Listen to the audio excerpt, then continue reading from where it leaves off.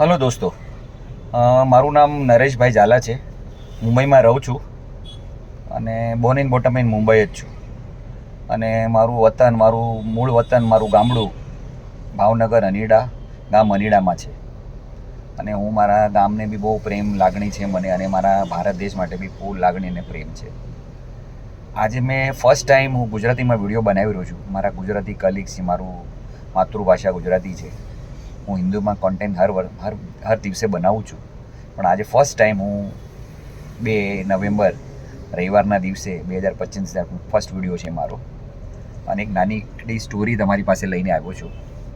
એક નાની એવી વાર્તા છે કે LLB ભણતા જે સ્ટુડન્ટ હતા, ક્લાસમાં બેઠા હતા, એકદમ એ લોકોનું ફાઇનલ સ્ટેજ હતું. હવે એ લોકોને ડિગ્રી મળવાની હતી. એકદમ ટોપ લેવલ પર એ લોકો ભણીને 20-25 ગર્લ અને બોય બંને ત્યાં ક્લાસમાં બેઠા હતા. અને એક મેન્ટોર, એમના સિનિયર સિટીઝન હતા, એ ત્યાં આવ્યા અને એમને કાંઈક સવાલ જવાબ કરવા માટે, એમને કાંઈક ક્લાસમાં સમજાવવા માટે કે આગળ ભવિષ્ય કેવી રીતે તમે આગળ તમારું કરિયર કેમ સ્ટાર્ટ કરશો.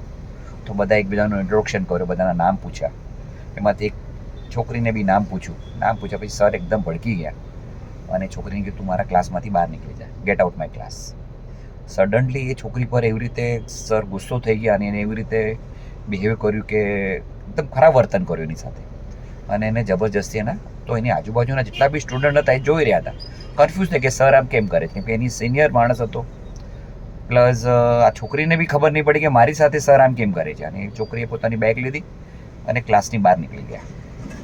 પછી સરે થોડી વાર પછી બધાને એક સવાલ પૂછ્યો કે તમને LLB કર્યા પછી તમને શું લાગે છે, કેવી રીતે આપણે આગળ વધવું જોઈએ અને કઈ વાતનું આપણે ધ્યાન રાખવું જોઈએ.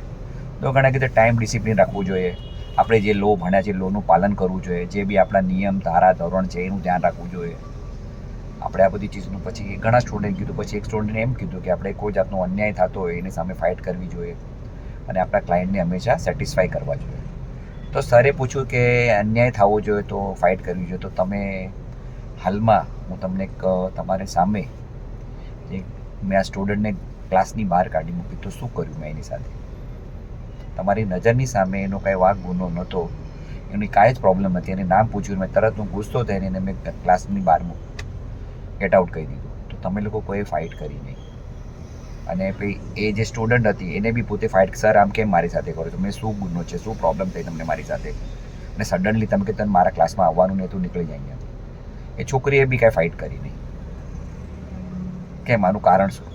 એટલે બધા કન્ફ્યુઝ થઈ ગયા. પછી સરે કીધું, જો મોરલ ઓફ ધ સ્ટોરી આ જ છે કે તમે ફાઇટ કરો.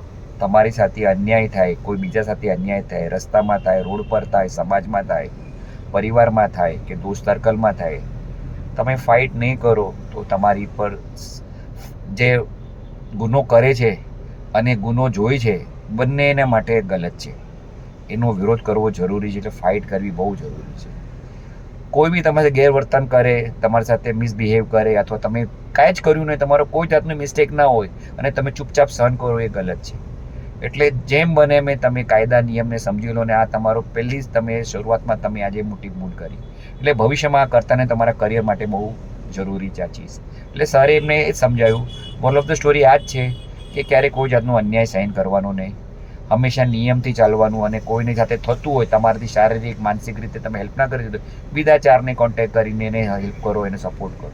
હેલ્પિંગ નેચર બહુ જરૂરી છે અને અન્યાય ક્યારેય સહન કરવાનો નહીં. ઠીક છે મિત્રો, આ સ્ટોરીમાં થોડુંક જે બી તમને શીખવા મળ્યું એના માટે 2 વસ્તુ કીધી તમને. અને મારો વિડીયો તમને સારો લાગે તો લાઈક કરો, શેર કરો અને સબસ્ક્રાઈબ કરજો. ઠીક છે મિત્રો, આવજો.